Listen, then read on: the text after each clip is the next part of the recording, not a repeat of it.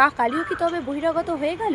এ রাজ্যে যখন জয় শ্রীরাম বলা হয় তখন আপনারা বলেন যে শ্রীরাম নাকি ইউপি বিহারের, তাই জন্য এ রাজ্যে জয় শ্রীরাম বলা যাবে না। তাহলে এ রাজ্যের পশ্চিমবঙ্গের মেদিনীপুরে জাগো মা গান কেন করা যাবে না? মা কালী কি বহিরাগত? এর কি কেউ প্রতিবাদ করবে না? পশ্চিমবঙ্গের ঘরে ঘরে কালী পুজো হয়। এই ভূমি হচ্ছে মা কালীর ভূমি, আমরা সকলে হচ্ছি মা কালীর ভক্ত।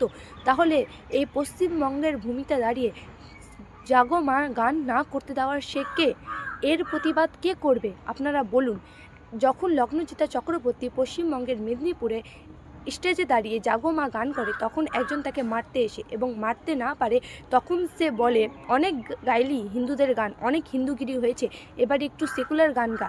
ছি, একজন শিল্পীকে কেউ এভাবে তুই তুকারি করে? ওং জয়ন্তী মঙ্গলা কালী ভদ্রকালী কপালিনী দুর্গা क्षमा शिवा धात्री सहस्रदा नमस्तुते काली काली महाकाली काली के पाप नाशिनी धर्मस्थ मोक्षदे देवी नारायणी नमस्तुते। হে মা কালী, তুমি এর বিচার করো মা। তোমার এই ভূমিতে দাঁড়িয়ে তোমারই গান করতে এরা বাধা দিচ্ছে। হরে কৃষ্ণ, রাধে রাধে, জয় শ্রীরাম।